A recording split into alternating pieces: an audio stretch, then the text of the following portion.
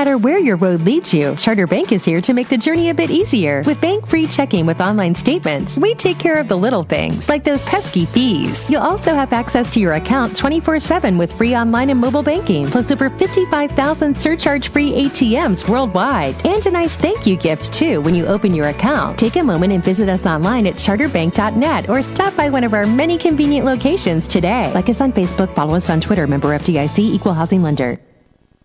Empower for Life is a 501c3 nonprofit organization who are empowering our youth physically, mentally, and spiritually by giving them hope, love, and vision.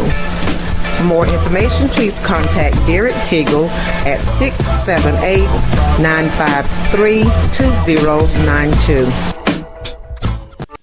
The end of days. A revelation is coming. See Scripture take living form as you take the judgment journey. He sent and signified it by his angel unto his servant John. Faith Baptist Church in LaGrange brings you Judgment Journey. Dynamic, live, multimedia. Its 22nd year with over 18,000 witnessing every year. Beginning October 6th and every Friday and Saturday through November 3rd. Under 16 only with adults. Info and order tickets at judgmentjourney.com. Hey, I'm Jimmy Ellison. I'm the pastor here at Noonan City Church. I want to thank you. You'll find as you walk through that we focus on three areas primarily. One is worship, small groups, and local missions. And our purpose is transforming lives for Jesus' sake, helping individuals experience that transformation. And we use these three areas, worship, small groups, and local missions, to help individuals experience that. You'll get a sense of who Noonan City Church is, and I hope that you'll come and worship with us soon. Take care, and God bless. JP Enterprises Tax Service, LLC, offering tax preparation and bookkeeping services for individuals and small businesses in Noonan. JP Enterprises provides quality service all the time. A+ rating with the BBB, Noonan's hometown tax service. JP Enterprises Tax Service, 109 Prestwick Park Drive in Noonan, 770-253-2518. The views and opinions expressed during this broadcast do not necessarily reflect the beliefs of this radio station, its management, or its sponsors. Listeners are urged to use their own discernment to draw their own conclusions. It's now time for Faith Works with Pastor Jimmy Ellison from Noonan City Church.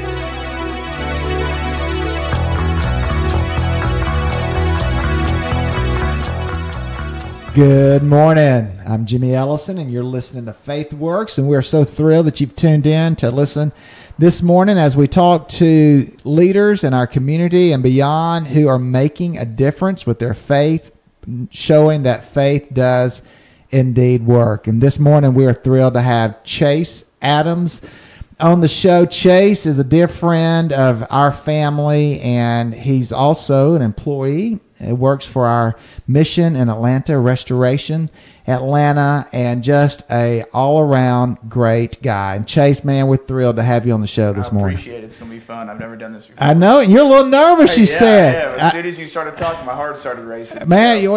Listen, you've got the perfect face for a radio, and so you're going to be because no one can see it, right? That's right. What the secret is. Exactly right. You're going to do just fine. If you could see Chase, he's a pretty boy. So I say that all joking aside. But Chase, we're thrilled. We really are thrilled that you're with us today. I want to begin a little with your story. You're from Georgia. Yes, sir. Yeah, Gwinnett County. Born and raised. Yeah, and where did you go to high school in Gwinnett? Duluth High School. Okay, all right. And you've got there's 4 boys in your family. Yeah, poor mom, right? We got 4 boys. I don't know how she did it. That's a lot of food. Yeah. I mean, you go through a lot of food before. I know what it is to go through with 2 boys, and I'm one of 3 boys, and so that is hats off to your mom and your dad there. Now, you grew up in Duluth and went to Duluth, and you played sports in high school, didn't you? Yeah, I swam primarily. I'm not too athletic, contrary to most popular belief, but I focused on swimming I swam for like 12 years. Okay, what was your stroke? I was a butterfly and backstroke. I can see that. Yeah, I can see that. So it was fun. Okay, we just had a fire truck come by. It was loud, wasn't it, Ryan?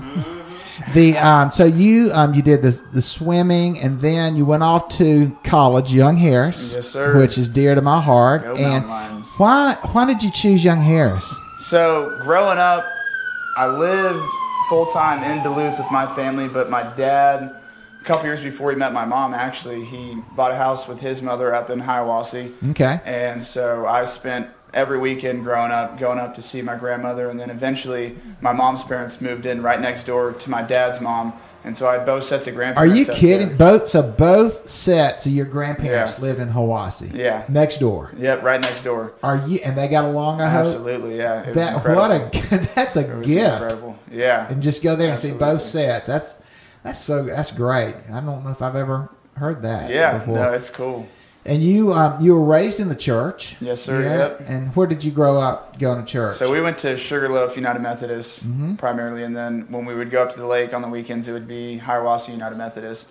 And so an older congregation, so they loved having me and Cody hang out with them. And all the young kids. Yeah, absolutely. I bet. And so you were involved with Young Life. Yep. I remember you telling me that story. How did you get involved with Young Life? So when I was transitioning into middle school, my parents, Duluth was my hometown, and so Duluth doesn't have the best history, the track record for being a safe and like a good upbringing for families, and so Really? my parents were kind of I didn't know that. Yeah, and so my parents were kind of looking at ways to improve our growth as we get older and go into that middle school stage, which for anybody, I say this all the time, middle schoolers aren't humans. Let's be honest, middle schoolers are weird, they smell weird, they don't know how to function correctly in society, and so my parents were real nervous about this, and they were looking at moving to go to somewhere else, and we had grown up going to family camp at Young Life Camp, so Windy Gap and Sharp Top Cove, and they loved the ministry that Young Life presented for youth, and so they wanted to find an area that had a good Young Life. And then my mom was touched with a scripture, I don't know exactly what scripture it is, but it talks about growing where your seeds are planted. Okay. And so instead of us fleeing from Duluth and getting away to somewhere that's already set up, why don't we plant our seeds and grow Young Life in Duluth? And so my parents started up a board for Young Life and Wildlife in Duluth, and they're still Really? rocking and rolling, yeah. So your parents were the ones who got that rolling. Mm-hmm. Yeah, it's crazy to think about. That is crazy. And how old were you? Do you remember how old you were when all that was happening? Were you in elementary, middle school at that time? That was 5th grade. So I remember we had our house, I don't know, it's a crazy God moment. So we had our house up on the market, and they actually closed, and it was like the final step for us to sell the house and move to, we were looking at Buford or Suwannee area, and it just fell through all of a sudden on the final step. And so that was a sign for my parents that this is where we need to be, this is what we need to do. And so it's been really cool seeing it grow. Wow. And that was, 10 years ago, I guess? Yeah, 10 years ago. Probably more than that. That is great. Well, we're trying to get a Young Life started here in Noonan. Yeah. Believe it or not, we've been working hard trying to get that ball rolling. It's tough. It's tough to get absolutely. buy-in, and we've ran into resistance from some of the churches in town, and I don't know if y'all had any of that or not. Yeah, but well, the thing with Young Life too is a lot of people see it and they go, "Oh, this is for the kids that, like in high school, the kids that go out and party on the weekends and then come and they act like they know who Jesus is during the week." Yeah. And there's a lot of pushback because for most youth groups, like you want these kids that are picture perfect, and are following Jesus every way in their life. But Young Life's ministry is reaching out to, you can touch 100 kids' lives in a week, but if you get that one kid after 4 years of high school, that's worth it for them.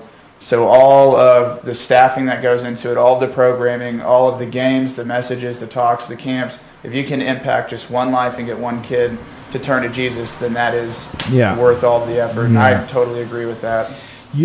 Tell me about your faith journey. Where did you see your faith really taking off?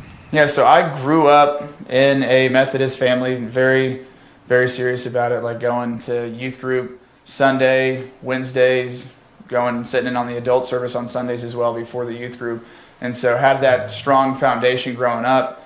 And then, so in high school, I was on different faith leadership teams and stuff with Perimeter Church through their watershed mission. And so were you going over to Perimeter? Yeah, church? so our Young Life leader, Emilio Hood, at the time, he worked for Perimeter, but part of his job was he had to do a high school campus ministry outreach, and so his choice was Young Life. And so he was on Young Life staff for a while in Milledgeville in Athens, and ended up coming and hanging out with us in Duluth. Okay. And so I was on these different leadership teams and all that, and then I went off to college, and anybody can say once you go to college, your faith is definitely tested. And I don't know, I was really just struck with this idea of, is this really my faith, or is it just the faith that my parents had kind of brainwashed me with, or not necessarily brainwashed, but the way that I've been conditioned through my parents. And so I struggled with that for a while. Like especially like my last 2 years of college, me trying to figure out, like, is this really my faith or is this my parents' faith? Mm-hmm. And so I'd say, honestly, senior year and this summer was when I realized, like, this is my own faith and this is what I'm owning, and not necessarily what I've been told and what I think I should believe, but this is what I truly do believe. And figuring out reasons why. It all kind of fit together, come together. Absolutely. That way, that's super there. Well, that's great to hear. And so as you were growing in your faith, I mean, I'm one who believes that God is working and God is showing you things even when you don't even realize it. No, I mean, God, and so you can probably look back and see God's hand all the way through your whole journey, and then reaching that point to say, okay, this is something I'm holding on to. This is, as you articulated, this is my faith. This is something that I believe for myself, not something that's passed down. So you were at Young Harris College, and it was then that experience at Young Harris that you really your faith became solid at that point. Yeah, absolutely. Okay. Well, really, I'd say it was after I left. It was like really this past summer is when you started working. Yeah, working with Rattle really helped me dial it in, and because like I knew what to say and what to expect and all this different stuff, and I knew the norms of the church, but I didn't really know why I believed what I believed. And it was a class that I took called Questions That Matters, which was just a special topics class that was required for my major, and it was a research-based class. And so really going into it senior year, everyone's done with school, ready to ease through it, but I ended up getting stuck with this research class. I had like a 20-page final due at the end of the semester, and mine was focusing on community, but it really explored how to research and how to develop your own thoughts and why you feel for certain things. And so with my major, outdoor leadership, that was the same way, is kind of understanding why people think the way they do, understanding why people believe what they believe, and it was really cool having that experience to help me kind of dial in the details. And that class was taught at Young Harris? Yes, sir. Yeah. Okay, Harris. That's great. Was it just for seniors, or you said it's for your major? It was for everybody. Yeah. So and it was questions that matter. Yeah, and so the idea behind it was not necessarily, so at the beginning of the semester you start thinking of this question that you want to try to answer by the end of the semester, and specifically I talked about communities, and so we had a day where we just kind of sat down and talked about what we were passionate about, what gave us energy, what kind of drained us, what gets us fired up. And mine, for some reason, every time that I looked at it, mine was groups of people, like organized events, stuff like that. And so my idea was, I'm going to focus on this topic of community. And so I dove into why people value communities, what makes a community, and the different qualifications, because you get down to like the scientific standpoint of community, and it's living organisms sharing a space, simply put. And then you can go even deeper, and then you have large communities, and then small communities like a small group where you can really pour into each other. And that's where I think the most benefit is the small, close-knit communities, and the main part behind it is the relationship. Yeah, and that's what really makes people really grow together. That's the difference there. Now, you were in a fraternity. I was Kappa Sigma. Kappa Sigma. Yeah. I know that. I did a lot of socializing and a lot of relationship building, as you would say. Absolutely, in the fraternity there with all those sister sororities and all the fun stuff that happens on campus there. So you got a big grin on your face right now, Chase. It was a fun time. I'm enjoying this now a lot more than I thought I would.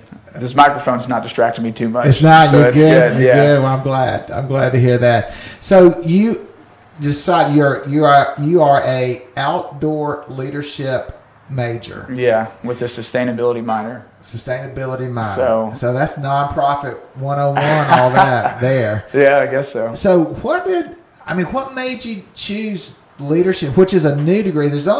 I'm on the board at Young Harris, and there's only, I want to say, 2 other schools in the state of Georgia with the outdoor leadership degree.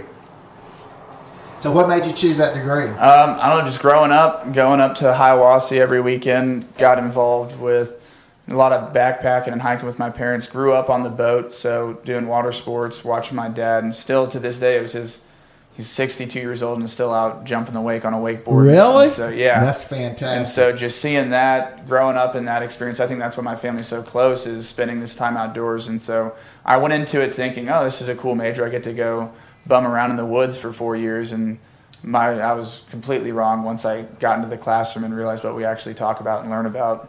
But, yeah, it's cool. And the more I progressed in the outdoor leadership department, I realized how much more it was than just playing in the woods, climbing on trees like people most think.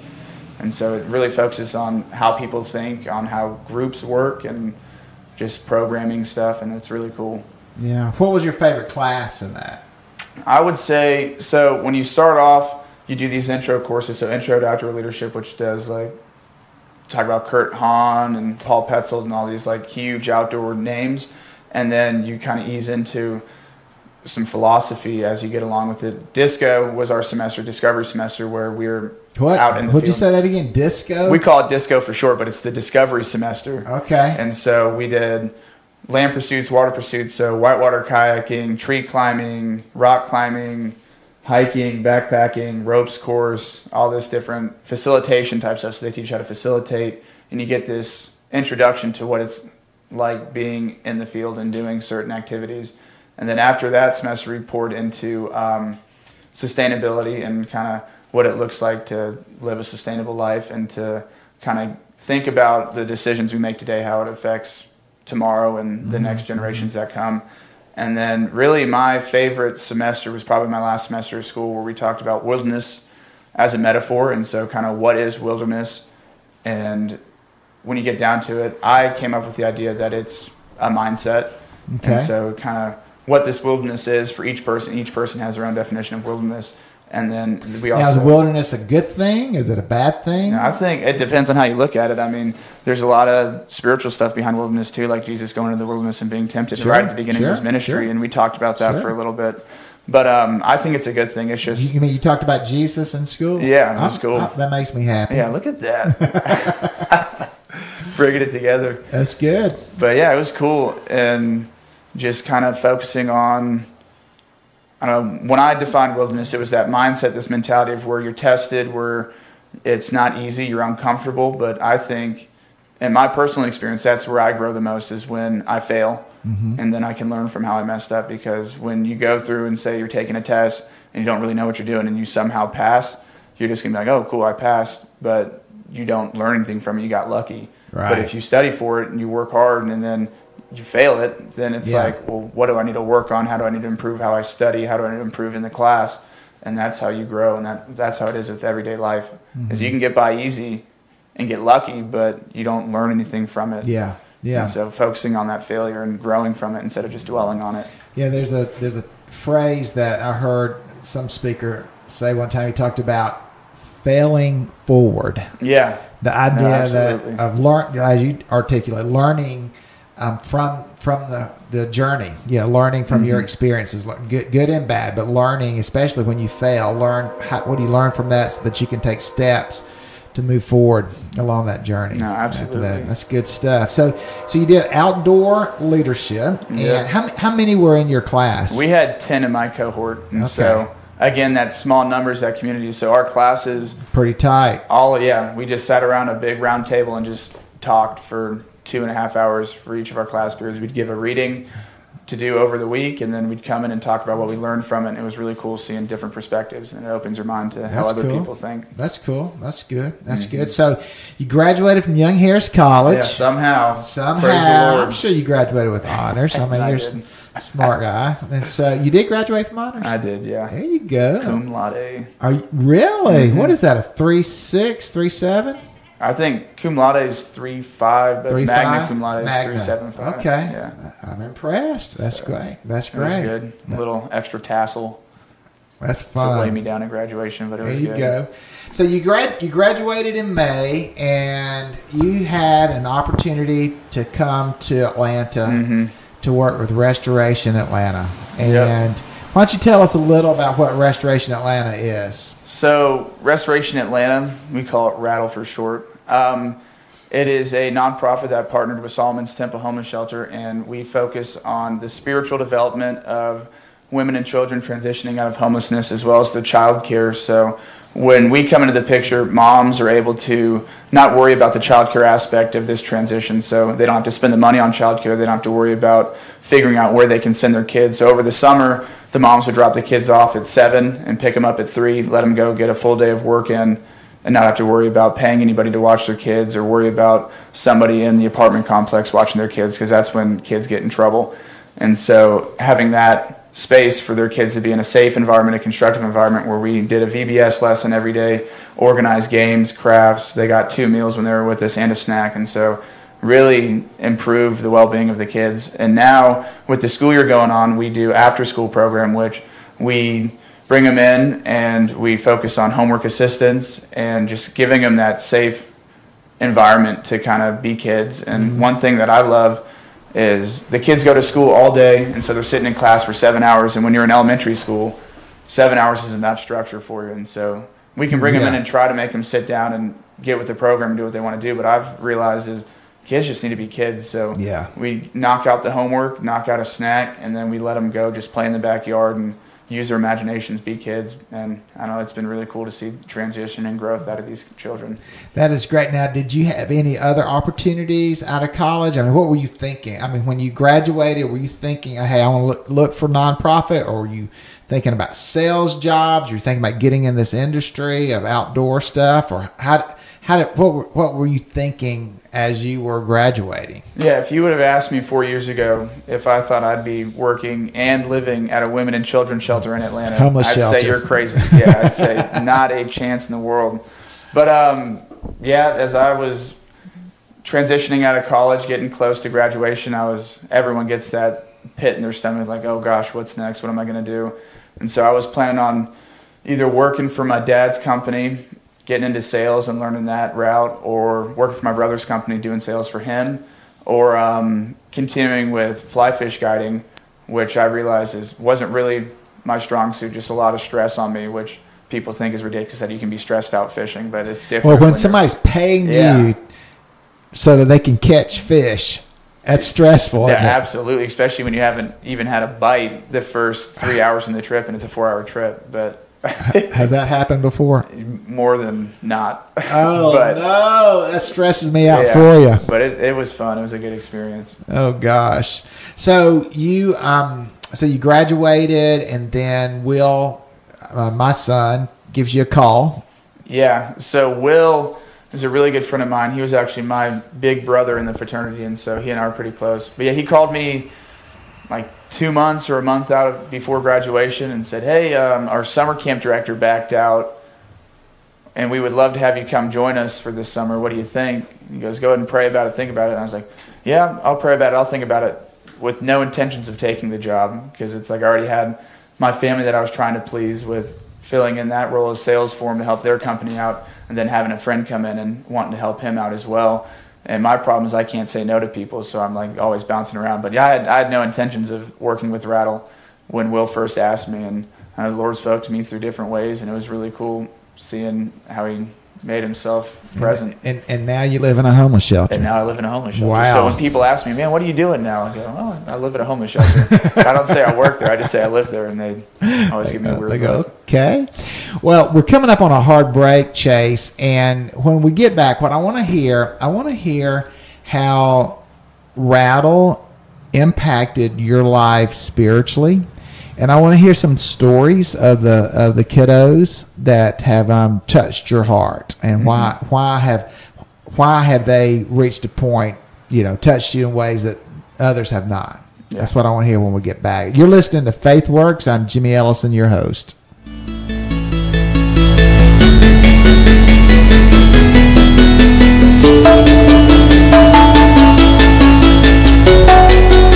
Hey, I'm Jimmy Ellison. I'm the pastor here at Noonan City Church. I want to thank you. You'll find as you walk through that we focus on three areas primarily. One is worship, small groups, and local missions. And our purpose is transforming lives for Jesus' sake, helping individuals experience that transformation. And we use these three areas, worship, small groups, and local missions, to help individuals experience that. You'll get a sense of who Noonan City Church is, and I hope that you'll come and worship with us soon. Take care, and God bless. The end of days. A revelation is coming. See Scripture take living form as you take the judgment journey. He sent and signified it by his angel unto his servant John. Faith Baptist Church in LaGrange brings you Judgment Journey. Dynamic, live, multimedia. Its 22nd year with over 18,000 witnessing every year. Beginning October 6th and every Friday and Saturday through November 3rd. Under 16 only with adults. Info and order tickets at judgmentjourney.com. Wildwood Trader at 15 Greenville Street in Noonan is your home for hand-built antique furniture, cabinets, and more. Fun decorating items. And of course at Wildwood Trader, direct from the factory items and furniture. So you get 20% below the factory and store prices.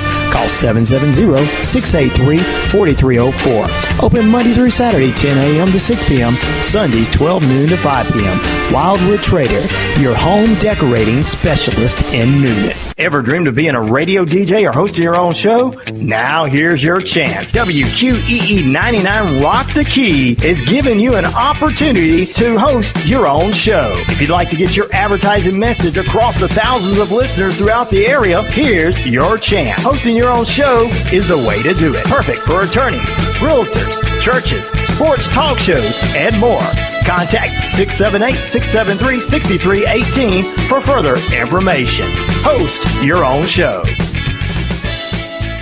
WQEE 99 Rock the Key has opportunities for your church to be heard every Sunday.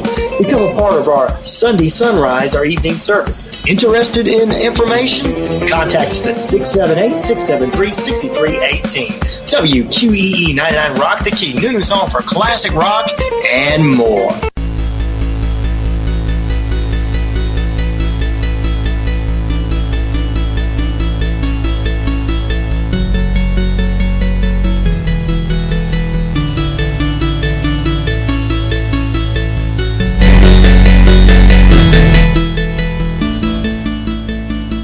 This is Jimmy Ellison, and you're listening to Faith Works, and we're in a conversation with Chase Adams, who is the program director at Restoration Atlanta, which is a homeless shelter ministry. Just meets just north of the airport where the shelter is, partnering with Solomon's Temple, which is Atlanta's newest homeless shelter for women and children. And Chase, you're telling us you shared a little earlier that it was when you went to Rattle this summer that your faith really became the foundation of that. Your faith really became strong at that point. Yeah. So tell us how did you know that was happening? Was it something you just got there and you flipped a switch? I mean, tell us about that process. I'm always interested in people's spiritual formation and how that all came about. Yeah. I don't really know. It just kind of started happening.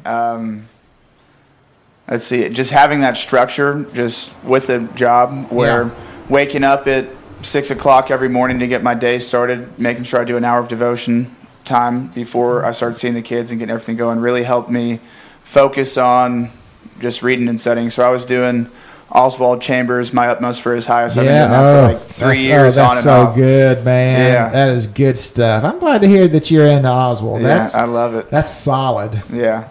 It's hard to find something to beat it, but I'm enjoying You really it. can't. I mean, and it's every day is, if you don't, this My Utmost, his highest for my utmost for his highest is the name of the devotional, and it's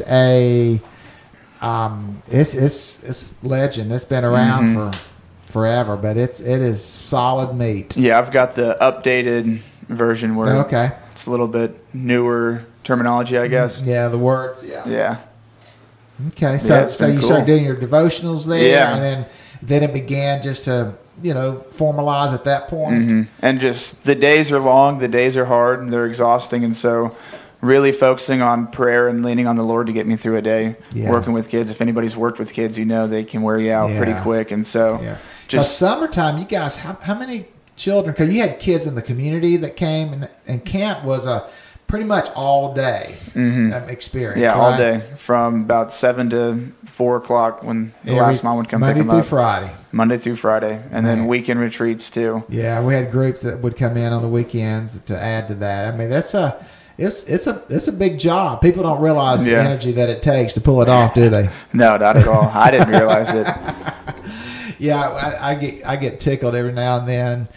Will or someone else will say, "Well, this is hard doing this." I say, "Yeah, I did it. I remember." Yeah, you know firsthand. You're doing it on your own too. I know firsthand what it's like to sleep on a cot in a homeless shelter and get up early, get the coffee started before everybody else wakes. So you did that this summer, and we had probably 40 to 50 kids. Yeah, we had 54 signed up and an average of 45 that showed up every day. 54. Wow. That's a lot of children. And these are children, just to remind everyone, these are children who majority are homeless, who are currently transitioning out of homelessness in a homeless shelter. And the others are community kids who are living within walking distance of the shelter there. And so it's not your upper middle class suburban camp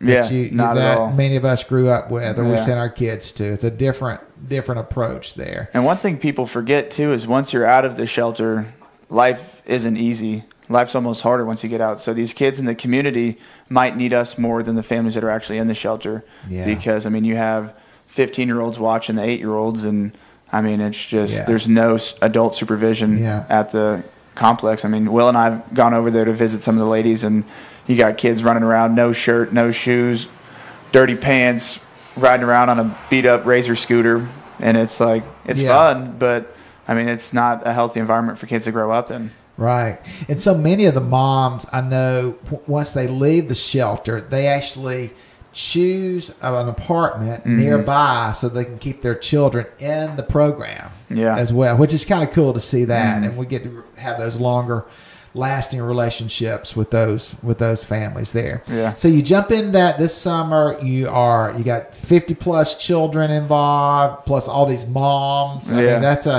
a certain skill set to handle those moms and kids as well as the volunteers. So you're growing. You see your faith grow as you're serving there.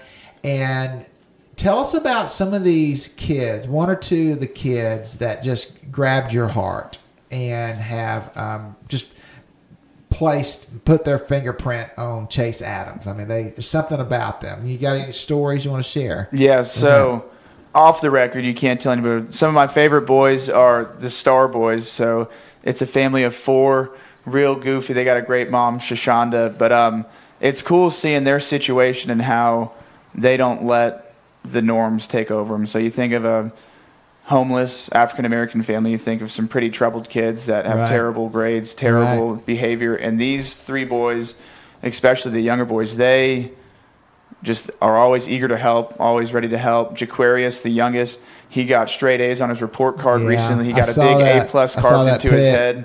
And it's like, man, I love it. Like it's so cool seeing. I got goosebumps right now. I get goosebumps a lot when I get excited about stuff. But it's cool seeing how these kids are breaking the norm, breaking that cycle. We talk about this cycle of where families get stuck in this rotation. So kids that grow up in this situation, there's a huge, I don't know what the percentage is, but there's a huge chance that these kids are going to end back in this situation with their families. And so that's our goal, is trying to break that cycle. And we had one family just move in with, I want to say it's 4 girls and a boy. His name's Armani. And he really touched my heart last week. So last week was his first full week at the shelter working with Rattle. And I remember the first time I met him, he wouldn't talk. Like I sat down at dinner with him and he wouldn't eat. He just stared at the table and I would try to start a conversation with him. How old is he? He is 12. And so he's middle school. He's just not talking to anybody. And clearly he doesn't want to be in a homeless shelter, but he's there miserable. and loving on them. And how does he breaking through with that? Yeah, and so his so that first time I met him, I was like, okay, he's just not going to talk. He's quiet. He might just be a shy kid. And then his mom brought him by. So that was on Friday, and then on Monday, his mom brought him by to hang out for the evening, and he just like stood on the wall and didn't talk. Like he was on the verge of tears, didn't want to hang out, didn't want to participate. And so when his mom left, she was like getting on to him for him acting that way. And it's like, no, it's fine. He's just in a new situation. So I pulled him outside where no one could see us, and we just sat down and got on the ground with him. And I said, man, listen, I know what you're going through is tough. Like I can't imagine being in your shoes right now. Like you upset about being here and what's going on? He goes, yeah, that's it. I'm just upset. Like I don't like the situation. And I told him, I was like, man, well, that's what I'm here for. I'm here to love on you, to give you comfort, to help you get through this tough time. And he was crying. He was like, okay. Wow. And then last week he made me a sign. I got it hanging up in my room now, and it says Mr. Chase rocks on it, which was cool. But the part that really pulled at me, I'm choking up now thinking about it, but he drew a heart with wings on it. That's like his favorite thing to draw. And on the inside it says brother. Wow. And so like all the hair's sticking up on me right now. But that's great. It really touched my heart just to see how much impact a simple conversation saying, man, listen, I know what you're going through, and I know it's tough, but we're going to get through it together. Like that conversation, I think really definitely changed his perspective on their current situation, but I'm hoping that it's going to change the way he faces life as he moves on out of Solomon's Temple and going on and facing the struggles of being a middle schooler and just growing up. But that was really cool, and now we're like best friends. It's funny. Everyone goes, oh, yeah, how's living at the shelters? Man, I got 50 best friends. Got 50 kids I got to watch over, but they're also really close to me, and it's fun. That is great. Now, I know you are doing a Bible study on one night of the week. Is that Monday nights? Yeah, so I do Monday nights. Monday nights with the guys. And how's that coming? And is he in this group? Yeah. Armani joined us last night for his first time. We didn't do it last week just because we had Will's birthday, but we also had day camp going all day. So just sometimes too much programming isn't beneficial. And so giving them that break. But it's been good. I probably could tell you that I don't think I ever planned on leading a small group with middle school boys, even when I was involved with African American kids who are homeless, leading a small group with them. Yeah, I don't think I could ever talk about it. So the first day we did it, we're like going to get into the New Testament, and we were going to cover one of the Gospels. And one of the kids, when he opened his Bible, it talked about Solomon's Temple, so the building of the temple. And so he was like, oh, let's talk about this. So that was just Spirit-led. Let them That's pretty cool. kind of lead it. Yeah. And then last night we talked about Luke 5, Jesus sitting and eating with the sinners when he called Levi to join him in his ministry. And so it was cool getting to break down and explain why Jews at that time didn't care for tax collectors, and kind of explain who the Pharisees were and like the importance of this whole story. Yeah. And it was cool seeing the kids really get into it. Yeah, that's great. And how many are in that group on Monday night? We had 7 last night. And so we got James Starr, who's in 5th grade, and then up to Lee and Jabrell, who are in 9th grade. They're 14. 14.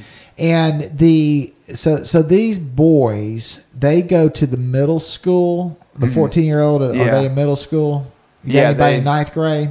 Jabrell is, and I'm not too sure what school he goes to, but a majority of the boys, they go to Crawford Long, which is right down the road. Yeah, it's not too far from them. And so so these kids are just man, they're grabbing your heart, aren't they? Yeah, I can tell you telling this story, Chase. It's exciting to see how they've impacted your life. And I think a lot of times we think about doing local missions and serving, and the idea is, hey, I want to go. I need to go and do this for them. I need to go and we're going to feed, or we're going to pass out clothing, or we're going to pass out water bottles, or we're going to. And what happens is that you go and you serve, and it truly turns into this transaction where, I'm going to give you a bottle of water or a plate of food, and you're going to get it, something that you need. I get a little warm fuzzy, and then you're going to go your way, and I'm going to go my way. But what you're doing is you're investing this time with them, and And it takes, it takes consistency. Yeah, absolutely. To do that. And that's what people are seeing from you, no doubt. These kids are impacting you there. Well, what is, tell us a little about a normal afternoon at Rattle, the after school program. What does it look like? What time do the kids get off the bus, and how does it end the evening? Yeah, so normal day at Rattle during the school year. So the kids get off the bus at 2:30, 2:40-ish. And so myself, Adina, who's one of our after school instructors, counselors, and Mariah, she's also an after-school instructor with us. We'll go meet them at the bus stop, pick them up, and then walk them across the street. So the bus stop's right across the street from the shelter. Yeah, real easy on us. Yeah. And so we walk them in. We just now started doing like 15, 20 minutes of just free play outside just to get the wiggles out, because they're all pent up from sitting on the bus, sitting in the classroom all day. When you're in elementary school, you don't need to be sitting down that long. That's why a lot of these kids are diagnosed with learning disabilities, because a child that young isn't supposed to be sitting around for 8 hours a day. And so we get them outside, let them run around a little bit. Tell us about the outside area. Yeah, so we have the largest green space of any shelter in Atlanta. And we got different sizes, different acreage that's thrown around. I first heard that it was like 4.5. Then I hear it's 2.5. So I'm going to put it right in the middle and say we got about 3 acres of green space in the backyard, I think it's bigger than 3 acres. But anyway. It's awesome. I love it. It's been a huge blessing for us. And now that the weather's cooling off like last week, I couldn't stop smiling because the kids didn't want to come inside. Yeah. Which was awesome. I remember at the beginning of the summer, I read a statistic where it's the average kid in America spends over 50 hours a week in front of a screen, watching TV, playing video games on the computer. And 50 hours a week. Yeah, and it's like that. I can't stand that. So I made sure we're outside as much as we can, and so it's been a huge blessing. Yeah. But yeah, so we get them off the bus. So you get them off the bus. Outside for a little bit, bring them inside. We'll do a snack. And then one thing we started up this week is we're actually doing a little lesson, a little devotional thing. We've got this book that's like 100 indescribable lessons. I forget the title exactly, but it talks about something scientific and then also how it applies to faith. And so a huge one that the kids really enjoy is talking about the stars and how God created the galaxies, God created all the stars, the planets, and he also had the intentionality to create us all individually. And the story yesterday was about counting the sands. And so I'm not too sure what scripture it was, but it talked about how the Lord knows how many grains of sand are on the earth. So the scientists estimate it's like 75 quintillion grains of sand or something like that, just on the face of the earth, not underneath the sea. And so talking about how he knows the number of grains of sand on the earth and how he still has time to focus on us and to make us individual, unique, and to focus and love on us and think about us and hear our prayers. And it was really cool. That is. So you do a devotional time, you do some rec time, you do snack, and then you got some homework, I'm assuming, that you do? Yeah, so we do homework assistance with the kids. So the ones that bring in their homework, we have some that go, I don't have any homework today, but we know they left it on the bus. So we have a backup plan for that. So the kids that don't bring homework, we'll do a big thing is reading for them and working on language arts. Like, it's easy to give a math sheet. These kids excel in math, but reading and writing and language arts is on all of them. Even the smartest kids we have, that's their lowest grade. And just kind of culturally, I guess. But just getting worksheets and stuff for them and working with them on that. And it's cool. And then after that's done, letting them do some free play. Yeah. And then go to dinner. That's fun. So you go to dinner, and that's from 5 to about 6:15. Yep. And then after dinner. Yeah, and so on Tuesdays through Thursdays, the moms have class, and so it's called Family Empowerment Movement. And so they have anywhere from financial responsibility classes, which talks about budgeting and how to spend your money wisely, parenting classes. We had a group come in last Thursday talking about breast cancer awareness. And so they've got just like a hodgepodge of different classes that go on throughout the week, but that's every Tuesday through Thursday. And so while the moms are in class, we're in the back Rattle area hanging out with the kids, just giving them that time to run around, free play, be kids, but we also have structure behind it, and we give them a safe place to play. And so it kind of gives the moms a little bit of a break too, because these moms will get off of work all day and then have to focus on managing 4 or 5 kids, and it's just real stressful, and these moms never really get a break. Sure. We're coming up on the last few minutes of the show, Chase. I want to hear, what have you learned from the children and the moms? Just your experience. What are some of the life lessons you think you've learned? Yeah, I was thinking about this on my way over. So I've got 2 big learning points. One is we're all the same. So me growing up in a white middle-class family is the exact same as an African-American homeless family. And the fact that we all crave love, we all crave affirmation, we all crave attention, but we look for it differently. And we can find it in Jesus, which is really cool. Yeah. And so while I might not be cussing people out and hitting each other, like, I still crave that attention in a different way. Yeah. And so realizing that we're all broken and we're all the same when you get down to it is really cool, and it's really powerful. And it really forced me to think about how I carry myself day to day and how I use my materials. Like, am I using this to glorify the Lord, or am I using these things selfishly? I think that's the question that all followers of Jesus have to ask. Is my life honoring God, or is it honoring myself or someone else? Mm-hmm. Today. No, absolutely. That's it. That's the bottom line. That's something you got to ask yourself every day. That's when good. You start, how am I going to use what the Lord gave me? Yeah, that's good. So they were all the same. They were all the same. We all have that need of love and acceptance, and we all carry our own level of brokenness, don't we? Absolutely. That's good. What else? Any other life lessons when you look back over because you've been with us 4 months now? I think 4 or coming 5 up months? to 6, 5. Wow. Coming up on 6. That's hard to believe. Yeah, I can't believe it either. Another one that just hit me, I think yesterday, was learning how to love and learning how to be loved. And so you told me a while back, like, in this process of what we're doing, someone's being trained.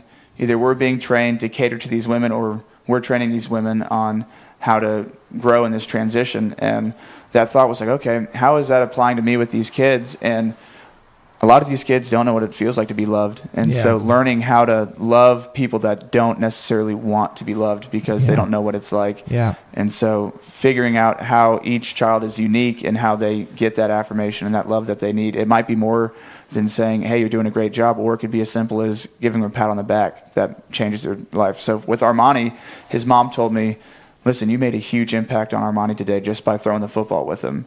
Because Armani's dad wasn't around, and he never had someone to throw a football with. And it's like, for me, I'm just outside playing with the kids. But the fact that it really had that big of an impact on him was cool. And so just learning how to love people and learning how to be loved. Like, I have a hard time letting people love me too.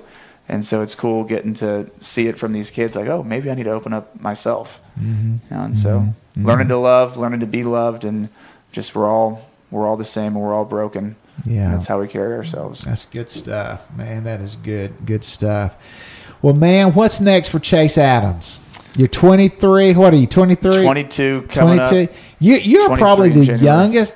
Chase is probably the youngest guest we've ever had, Ryan. Don't you think? I think you're the youngest guest we've ever had. I'm honored. So, what's next, man? I got no idea. Just hanging out, loving on these kids, and seeing where the Lord takes me. Foot loose and fancy free, man.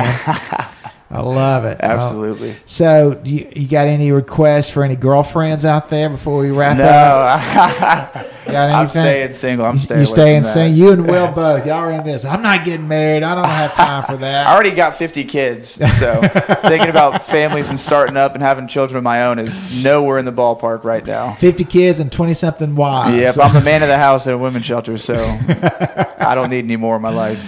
Oh, gosh, man. Well, listen, it has been so good having you on the show today, Chase. You know how much my family loves you and appreciates you, and thrilled to have you on the Rattle team. I mean, you've brought just a new dimension to the ministry and what God's doing at the shelter. So we certainly appreciate you.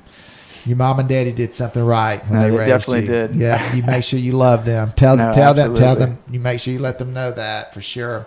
Well, we're signing off here, friends. It is so good to have you with us. Just want to remind you that Noonan City Church is a church for you here in our city. We've got just a fun day planned the last Saturday of October. of this month, we're going to be at Bridging the Gap. If you don't know about Bridging the Gap is the leading nonprofit here in our community that serves the marginalized. And they do that through multiple ways. And one of those is on Saturday mornings, they provide meals for a week for up to 90 families here in our community. And it is a phenomenal morning to be there to see how this ministry takes place. In addition to the food distribution, there's a worship service and a breakfast. And our church, Noonan City Church, we will be providing both the worship service and the meal that last Saturday in October. So if you are available, do come out and join us. You can hit me up on Facebook, or you can call the radio station here, and Ryan can give you all my contact numbers. But we are grateful for all those who participate and what they're doing here for the purpose of transforming lives for Jesus' sake. So friends, thanks again for tuning in this week. We'll be back next week. Have a wonderful, wonderful day. Take care, and God bless. Thanks for tuning in to Faith Works with Pastor Jimmy Ellison from Noonan City Church. Tune back in here next week for another edition of Faith Works.